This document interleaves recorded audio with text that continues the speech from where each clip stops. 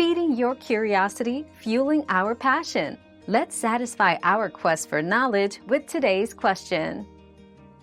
Heavy bleeding without a fetal heartbeat, especially with severe pain, can indicate miscarriage or complications. Some bleeding is normal in early pregnancy loss or implantation. If you experience this, contact your healthcare provider immediately for evaluation and care. Early action is crucial for your safety.